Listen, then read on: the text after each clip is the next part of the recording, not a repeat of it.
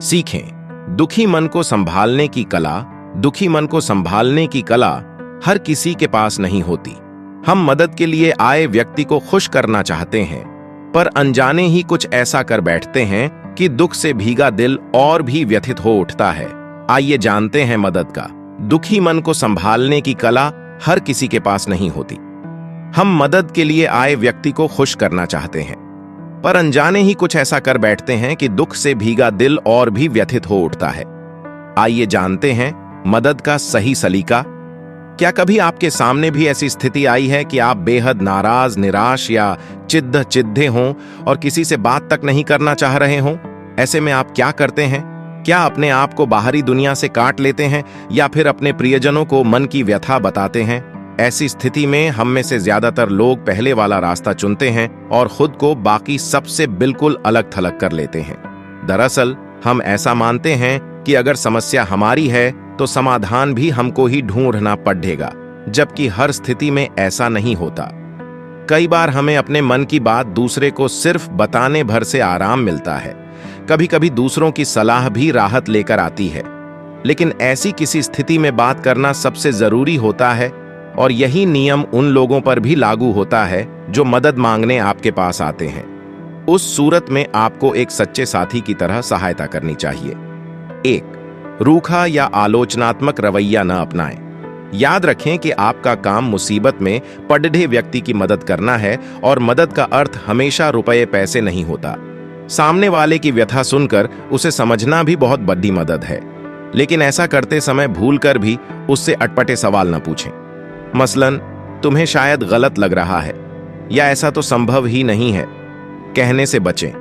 यह तो कतई न कहें कि स्थिति इतनी भी खराब नहीं है। कहने का मतलब यह है कि दूसरे के दुख को अपने तराजू में न तोलें, क्योंकि उस कष्ट और उस दौर से वह गुजरा है, आप नहीं। इसलिए सामने वाले की भावनाओं का सम्मान करें। सिर्फ सुने नहीं, संवाद का हिस्सा बने। हमारे अंदर कहीं ना कहीं एक डर छिपा होता है कि सामने वाला अपने दुखों और परेशानियों का सारा भार शब्दों के जरिए हमारे ऊपर डालना चाह रहा है। इसलिए हम उससे कटने लगते हैं और बात तक करने से कतराने लगते हैं।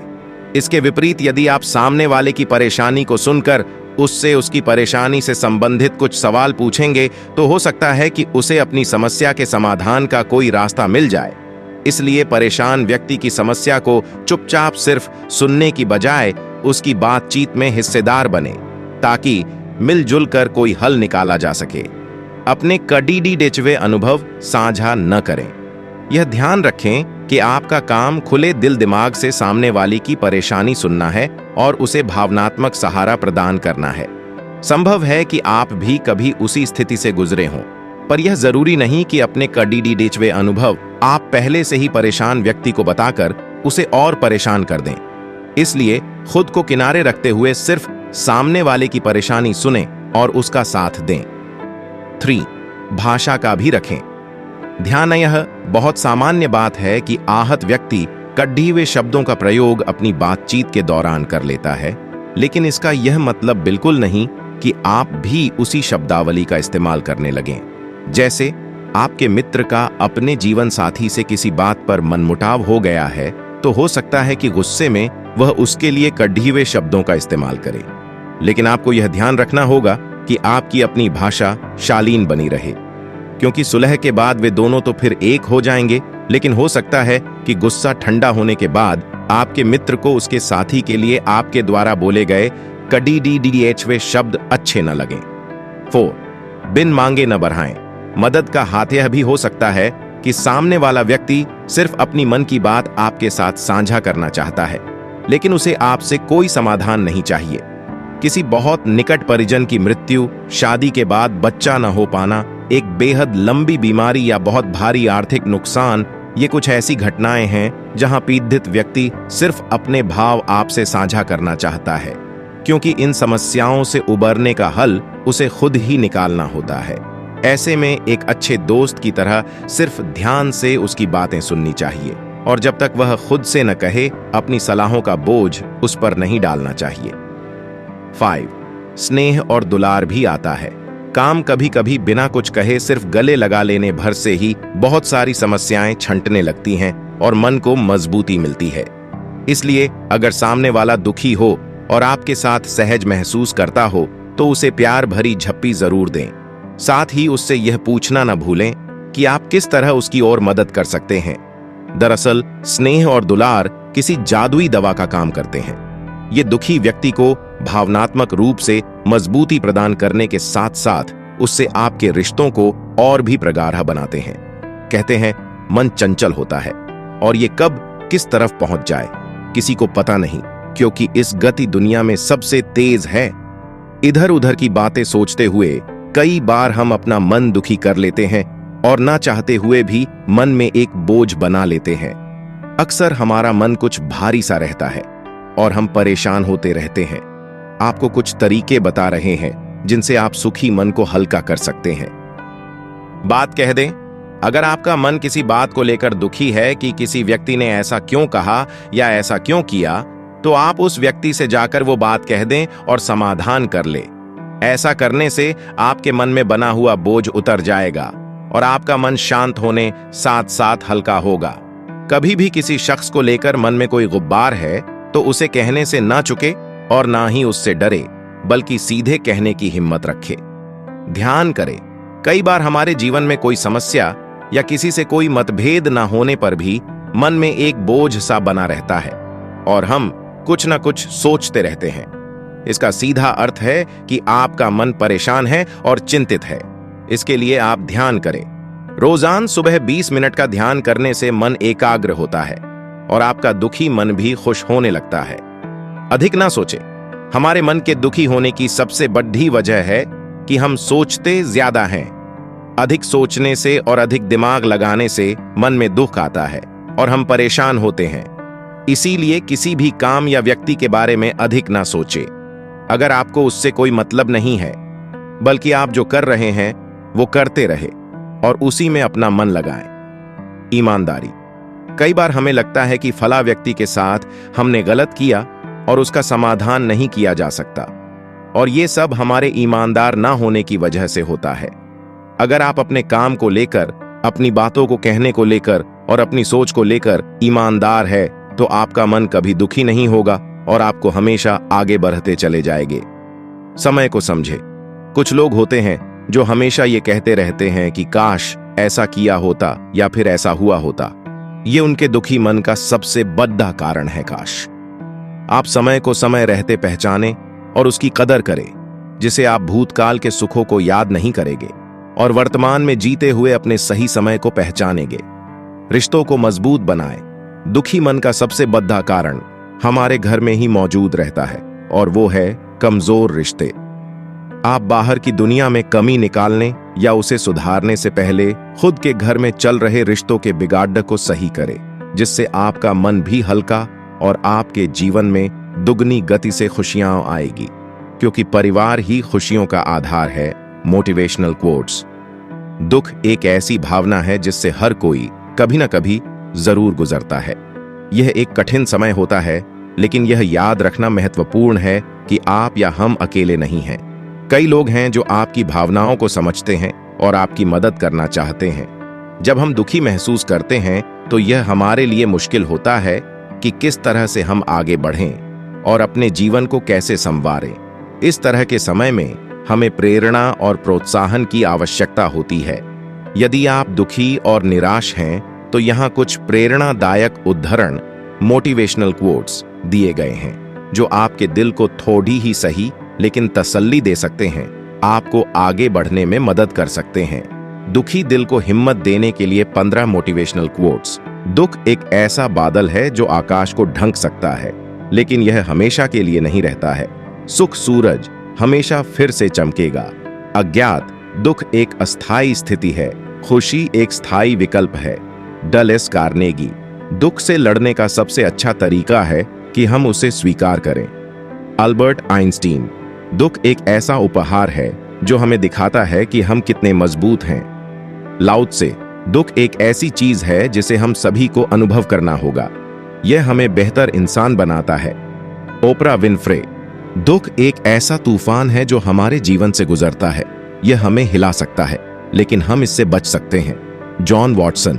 दुख एक ऐसा तूफान है जो कभी न कभी आ ही जाता है, लेकिन यह याद रखना जरूरी है कि हर तूफान के बाद एक सुंदर दिन आता है। अज्ञात। दुख एक ऐसा क्षण है जब आत्मा को अपने आप को फिर से खोजने के लिए समय मिलता है। Charles Spencer. चार्ल्स। दुख एक उपहार है क्योंकि यह आपको समझने में मदद करता है कि आप क्या खो चुके हैं। ओशो। दुख एक मजबूत भावना है, लेकिन यह आपको भी मजबूत बना सकती है। Margaret Thatcher. दुख के बाद ही खुशी आती है। अज्ञात। दुख से उबरने का सबसे अच्छा तरीका है कि आप इसे महसूस करें। अज्ञात। दुख एक ऐसा क्षण है जो गुजर जाएगा। Eleanor Roosevelt. दुख एक ऐसा मौसम है जो हमेशा नहीं रहता है। अज्ञात। दुख हमारे जीवन का हिस्सा है। इसे स्वीकार करने और इससे आगे बढ़ने से हमें मजबूत बनाता है। अज्ञात दुख से उबरने के लिए सुझाव। ये मोटिवेशनल कोट्स पार एच कर आपको जरूर कुछ हौसला मिलेगा। इसे कई बार पार एचें। यूं तो मोटिवेशनल एक शब्द है जो है तो छोटा, लेकिन यदि आप मोटिवेट हो गए तो सब दुख धीरे धीरे दूर हो जाएंगे। लेकिन साथ ही दुख को जीवन से दूर भगाने के लिए कुछ उपाय भी करें, क्योंकि केवल दुख के सहारे जिंदगी नहीं गुजारी जा सकती है। ये जीवन है धूप छांव सा। दुख से उबरने के लिए इन सुझावों पर थोड़ा अमल करें, फिर आप देखेंगे कि जल्दी ही आपका दुख कम हो गया है। आप फिर खुद को मोटिवेटेड फील करेंगे और अपने अंदर एक नई ऊर्जा को महसूस करेंगे। दुख से लड़ने के लिए इन सुझावों पर अमल करें। अपने भावनाओं को व्यक्त करने के लिए एक सुरक्षित जगह खोजें। आप किसी दोस्त, परिवार के सदस्य, चिकित्सक या सलाहकार से बात कर सकते हैं। कुछ रचनात्मक और स्वस्थ तरीके से अपने दुख को व्यक्त करें। इसमें लिखना, चित्र बनाना या संगीत सुनना, खाना बनाना शामिल हो सकता है। अपने लिए समय निकालें। खुद की देखभाल करना और आराम करना महत्वपूर्ण है। दूसरों की मदद करें, आपकी ही तरह दुखी या जरूरतमंद हो। दूसरों की मदद करने से आपको खुद को बेहतर महसूस करने में मदद मिल सकती है। अपने पसंदीदा कामों या गतिविधियों में संलग्न हों। यदि संभव जो प्रकृति के साथ समय बिताएं, घूमने निकल जाएं, योग या ध्यान का अभ्यास करें। दुनिया में कोई ऐसा नहीं है जो कभी न कभी दुखी न हुआ हो। यह एक स्वाभाविक मानवीय भावना है। हम सभी कभी न कभी दुखी महसूस करते हैं। दुख का अनुभव करने के कई कारण हो सकते हैं, जैसे कि किसी प्रियजन की मृत्यु, ब्रेकअप या किसी लक्ष्य को प्राप्त करने में विफलता। लेकिन याद रखें कि दुख एक ऐसी चीज है जिससे हम सभी को कभी न कभी गुजरना पड़ता है। साथ ही यह याद रखें कि समय के साथ चीजें बेहतर हो जाएंगी। जीवन में कई बार ऐसी परिस्थितियां आती हैं जिसके कारण दुखी का एहसास होता है। दुखी होने के कारण घर, परिवार और बाहर से भी जुड़े हो सकते हैं। अक्सर दुख के बारे में ये बात कही जाती है कि जिन लोगों से ज्यादा प्यार किया जाता है वही दुख देते हैं। आप भी जानिए कि आखिर किन कारणों से दुख का सामना करना पड़ सकता है। घर में परेशानी जैसे कि पारिवारिक झगड़े या घरेलू हिंसा के कारण दुखी होना। स्कूल, घर या फिर कार्यालय में विवाद के चलते दुखी होना। स्कूल में किसी कारणवश बच्चे का दुखी होना। अपने किसी चाहने वाले से या फिर मित्र से दूर होने का दुख। बीमार होना या किसी बीमार व्यक्ति की देखभाल करने के दौरान दुख का उत्पन्न होना। शरीर में कुछ केमिकल चेंजेस की वजह से या फिर दवाओं के अधिक सेवन के कारण दुख होना। अपने विचारों में परिवर्तन महसूस करके दुखी होना। अपने आसपास के हालात को देखकर दुखी होना। सकारात्मक रवैया रखने पर भी इच्छानुसार कार्य न होने पर मन का दुखी होना। दुख किसी भी कारण से हो सकता है। अगर मन दुखी है तो पहले उसका कारण जानने का प्रयास करें, फिर उसे हल करने का प्रयास करें। आप चाहें तो ऐसे सोर्स की हेल्प भी ले सकते हैं जिससे आपका दुख दूर हो सकता हो।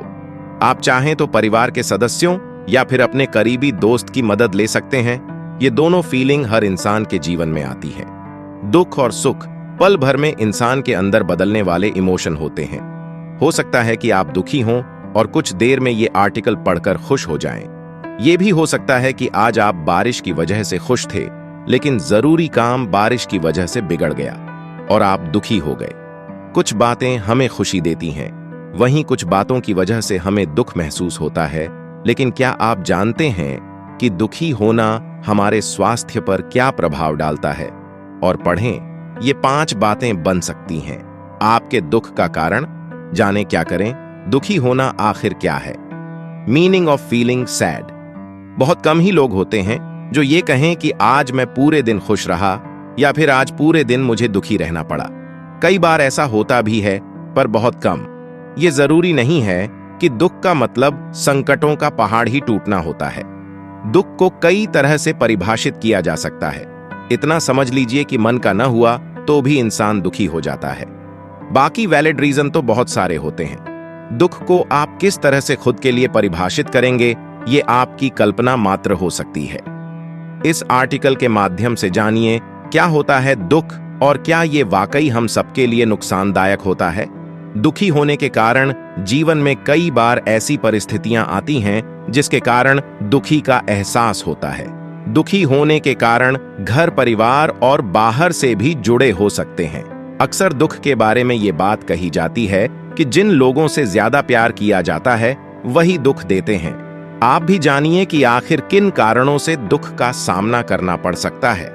घर में परेशानी जैसे कि पारिवारिक झगड़े या घरेलू हिंसा के कारण दुखी होना, स्कूल, घर या फिर कार्यालय में विवाद के चलते दुखी होना, स्कूल में किसी कारणवश बच्चे का दुखी होना, अपने किसी चाहने वाले से या फिर मित्र से दूर होने का दुख, बीमार होना या किसी बीमार व्यक्ति की देखभाल करने के दौरान दुख का उत्पन्न होना, शरीर में कुछ केमिकल चेंजेस की वजह से या फिर दवाओं के अधिक सेवन के कारण दुख होना, अपने विचारों में परिवर्तन महसूस करके दुखी होना, अपने आसपास के हालात को देखकर दुखी होना, सकारात्मक रवैया रखने पर भी इच्छानुसार कार्य न होने पर मन का दुखी होना।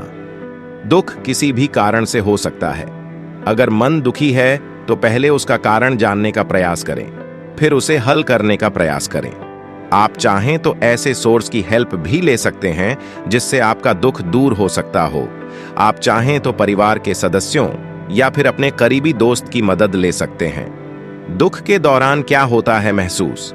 जब हम उदास होते हैं तो विभिन्न शब्दों का प्रयोग करते हैं। पीड़ा, टूटे हुए दिल के कारण उदासी छाना, चोट, आपत्ति, निराशा, गृह क्लेश, संकट के साथ ही और भी शब्द हैं जो दुख को प्रकट करते हैं। ये सभी निगेटिव सिचुएशन की ओर इशारा करते हैं। दुख भी एक भावना का परिणाम मात्र है। क्रोध, तनाव, अपराध बोध, चिंता, निराशा कभी कभी इतनी मजबूत होती हैं कि इंसान को एहसास ही नहीं हो पाता है कि वो दुखी है। दुख महसूस करने पर क्या कोई लक्षण भी महसूस होते हैं, जैसे सिर दर्द, पेट दर्द या बदन दर्द? आप सोच रहे होंगे कि ऐसा तो कुछ नहीं होता है। दुख में आंसू निकल सकते हैं, क्रोध भी आ सकता है और निराशा भी हो सकती है। दुखी होना और डिप्रेस होने में क्या है अंतर? अगर आप दुखी हैं तो ये जरूरी नहीं है कि आपको डिप्रेशन भी होगा। दुखी होना और डिप्रेशन का शिकार होना दोनों ही अलग बातें हैं। अगर आपका मूड आपकी रोजमर्रा की जिंदगी में दखल देना शुरू कर दे और आपके काम करने का अंदाज भी बदल जाए तो आप डिप्रेशन का शिकार हो सकते हैं। दुखी होने या फिर डिप्रेशन के शिकार होने में बस इतना ही फर्क है कि व्यक्ति अपने दुख को कितना लंबा जी जाता है। दुख का अंत न होने पर व्यक्ति डिप्रेशन का शिकार हो जाता है। अगर आपका मूड हाल ही में हुए ब्रेकअप से जुड़ा हुआ है तो आप दुखी हो सकते हैं। अगर आपका ब्रेकअप महीनों पहले हुआ है और आपका मूड अब भी नहीं बदला है तो आप डिप्रेस हो चुके हैं। आपको दुख और डिप्रेशन के बीच के अंतर को समझना बहुत जरूरी है। डिप्रेशन कई बार अन्य बीमारियों को जन्म देने का कारण भी बन सकता है। उचित रहेगा कि आप सबसे पहले अपनी समस्या को पहचानें और फिर उसको अपने ढंग से सुलझाने की कोशिश करें।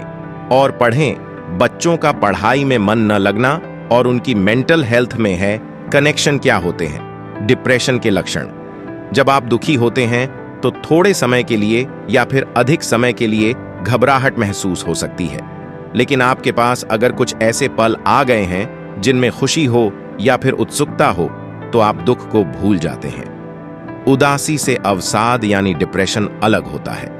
आपकी जो भावनाएं हैं वे आपके जीवन के सभी पहलुओं को प्रभावित करेंगी। अब तक आप जिन चीजों को देखकर आनंदित हो जाते थे, हो सकता है कि अब आपको उस चीज को देखकर कोई फर्क ही न पड़ता हो। डिप्रेशन में इंसान एक ही चीज को याद करके परेशान होता रहता है।